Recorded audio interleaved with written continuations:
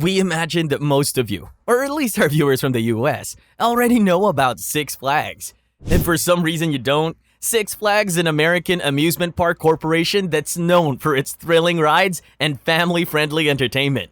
But beyond what we know on the outside, there's a fascinating story of many ups and downs, wins and struggles.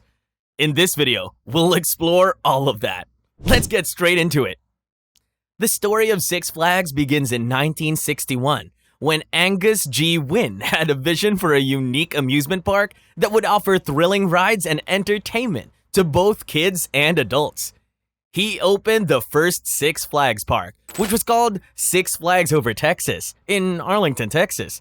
It was called Six Flags Over Texas because it represented the Six Flags or Six Nations that have ruled over Texas throughout its history, which were Spain, France, Mexico, the Republic of Texas, the Confederate States, and the United States. The theme of the first park included a Native American village, a gondola ride, a railroad, Wild West shows, and even a pirate-themed adventure attraction called Skull Island. As the years went by, these attractions were replaced by thrilling roller coasters, swing rides, log fumes, and more. Since this flagship park was a success, the company began constructing and acquiring more parks. In 1975, they purchased Astroworld in Houston, Texas, followed by Great Adventure in New Jersey in 1977, and Magic Mountain in California in 1979.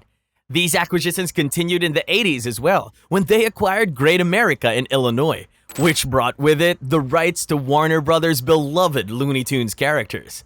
Yes, that's right. If you've ever visited a Six Flags park, you've probably encountered Bugs Bunny and his pals. This is because Six Flags has the exclusive rights to use Looney Tunes characters in their properties. But the expansion journey didn't stop there. Six Flags began its international expansion by acquiring parks in other countries like Canada, Germany, Belgium, and Mexico. Then, like any great story, there came some challenges. The early 2000s was a tough time for Six Flags. They had invested a lot of money and had taken up a huge amount of debt for expansion across the US and abroad. And then the recession hit. The number of people visiting the amusement parks dropped sharply, and it took a toll on the company's finances. In 2009, Six Flags filed for bankruptcy due to the crippling debt. Eventually, the early 2010s marked a turning point for Six Flags.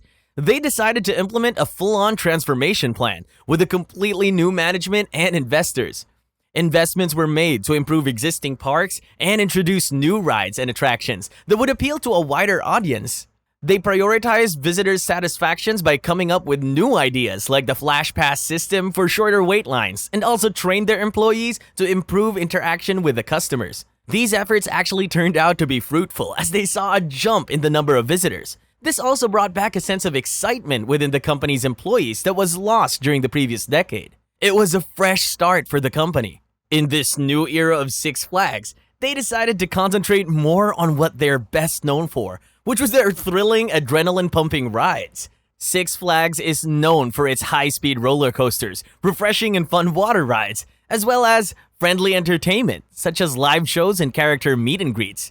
Throughout the year, Six Flags also hosts special seasonal events, like the Fright Fest during Halloween and Holiday in the Park during the winter holidays. These type of fun events, along with the exhilarating rides, make them a popular spot for families and thrill seekers. Now that we've covered the incredible story of how Six Flags rose to fame quickly, had a downfall, and then rose up again, let's move on to the next section of the video where we'll see how Six Flags compares to other prominent amusement park companies in the United States. We think this might be a good way of getting an insight into what makes Six Flags unique, and also getting an idea of the amusement park industry as a whole. But before we move on to that, please take a moment to like this video if you've been enjoying it so far. When it comes to amusement parks in the US, Six Flags is a big name as it owns and operates a whopping 27 properties throughout North America. But as most of you might already know, there are also other big names in the industry. Let's compare Six Flags to these other major amusement park companies and see where it stands. One of the most popular and loved parks is the Walt Disney Parks and Resorts. You might know it as Disneyland or Walt Disney World, and it is known for its immersive storytelling and its beloved Disney characters. Disney is known for creating a magical, enchanting world, and it's tough to compete with it when it comes to the magical feeling, as only they own the rights to use the world-famous Disney characters in their parks. Another huge name in the amusement parks industry is Universal Parks and Resorts, with destinations like Universal Studios and Islands of Adventure. What Universal does differently is that it brings the magic of movies like Harry Potter and Jurassic Park to life. Now, while Six Flags may not have the same level of brand recognition as Disney or Universal, it's been successful in carving out its own place as the go-to destination for adrenaline junkies who want to experience high-speed roller coasters and intense rides.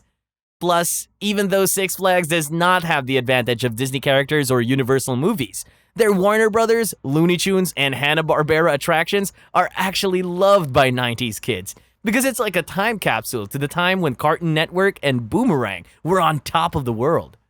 In our opinion, what sets Six Flags apart is its focus on providing visitors with a thrilling experience, and the fact that it has a wide range of parks scattered all across the United States. Whether you're on the East Coast, West Coast, or anywhere in between, chances are there's a Six Flags park within your reach.